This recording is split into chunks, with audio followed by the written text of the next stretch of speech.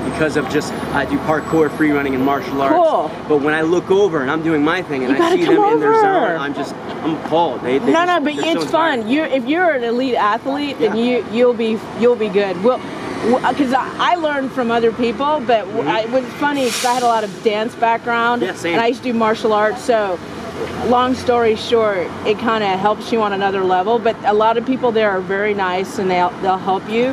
But of course, since you're an elite athlete anyway, you would probably do a lot better than you think. I think so. But it raises your game. It's like, it's crazy because there's one guy that he was on the line and I started like fake punching him and kicking him for like I don't know, a minute. He didn't fall off, which is insane. So the whole point is like it's like a metaphor for life.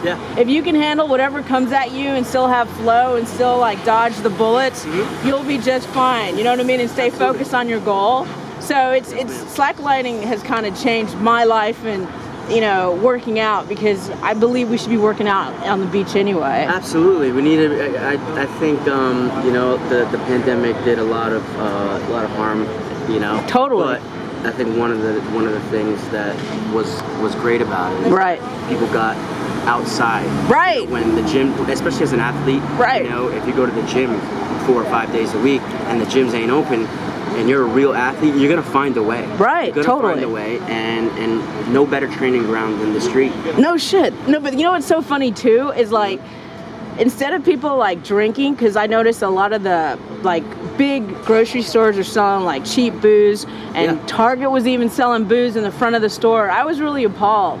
But the point was, if you use that time to do the things you always wanted to do and to learn the things you always wanted to learn, you are better. You know what I mean? I improved so much on so many levels, and I just want people to like, just because things happen to us, we still have to rise above it. You know what I mean? And that being at the beach and just looking at the sunset and then the sand, oh my gosh, doing yoga in the sand is amazing. And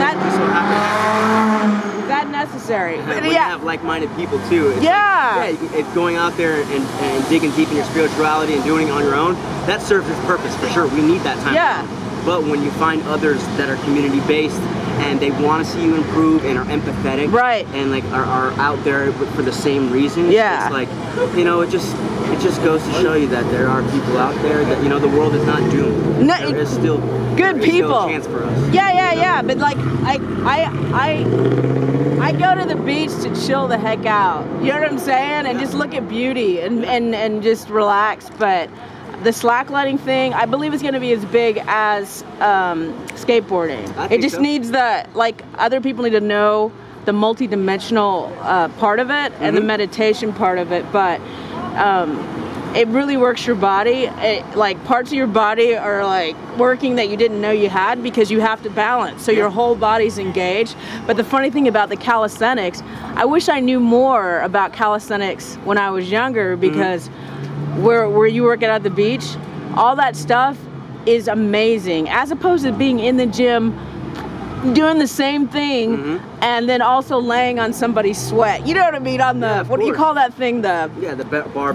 It's like half the time I used to work at the Y. You got people using the treadmills, whatever, never wiping their hands. This is before the pandemic. So it's just like, maybe we've all learned a little bit about hygiene. I think so. And respect. I think so. You know what I mean? And it goes a long way. Just a little bit of it goes a long way. But when you're filled with respect, I mean, that's the best communicator. But that's a martial artist. A true martial artist has respect for themselves and other people and the place they work out in. You know what I mean? And it's just like, that's why I like being around like-minded folks. But you have to come by. I will. I'm gonna give you my info off camera, but because trust me, there's some elite athletes that will help you, and I bet you 10 to 1 you'll get up on there the first try. You know what I mean? Yeah, of course. But also it just works different parts of your body that you didn't even know you had. And well, I'm going in the right direction as far as balance, and like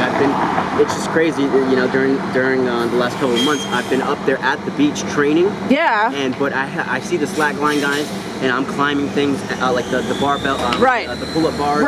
And there's one that you can swing from bar to bar. You do that too? That's where I've been practicing. I've been over there. I'm sorry I said that. That's where I've been at. Okay.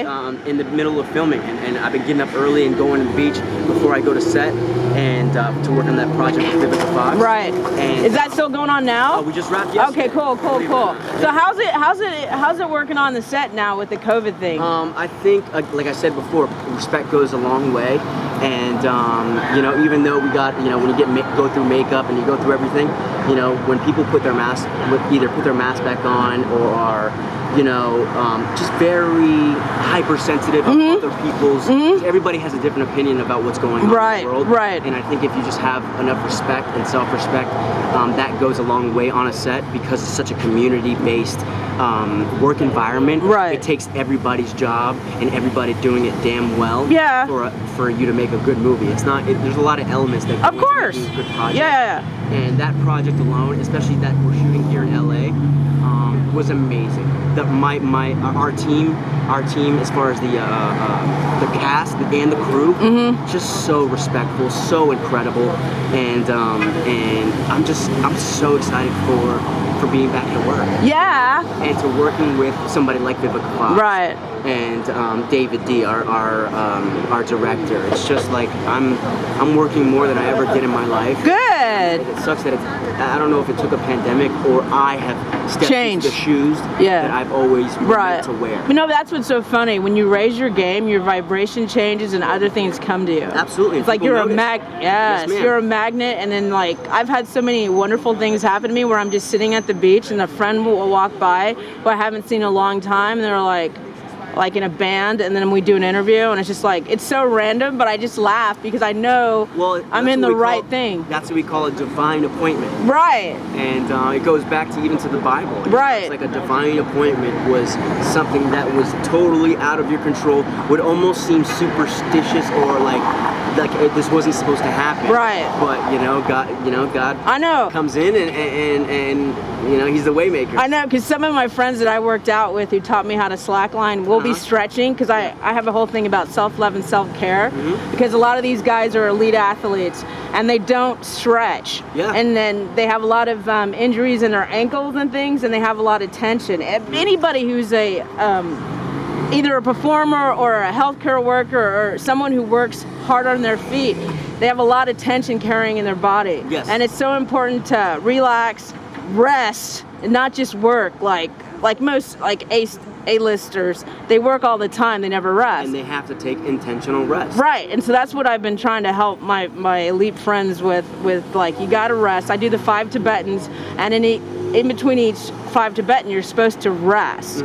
And so we were doing that one day, and we looked up and there was a rainbow above us, and it wasn't there before. And I was just laughing because I was like, you know what? Every time I'm around you guys, something good happens. So that's God's promise, seeing a rainbow like that. Right, but I was just like, I'm just gonna accept it and say thank you. Yeah. But I don't question it anymore, because you allow good to come in your life, and it just hits you. It just gets boom, boom, boom, boom, boom, and I'm enjoying it. Yeah, good. Well, you're lovely and amazing, you're sweet. And I'm so happy that Thank you. But thank you. So I'm gonna get off right now, but thank you so much. And what's your next project, do you know? Yeah. I'm going back to South Florida and to start working on a project with Dominic Giannetti and Tamara Glenn, who I just worked on Youthquake with. Okay. And that's called Rivals. And then after that, I take on another project with Eric Roberts.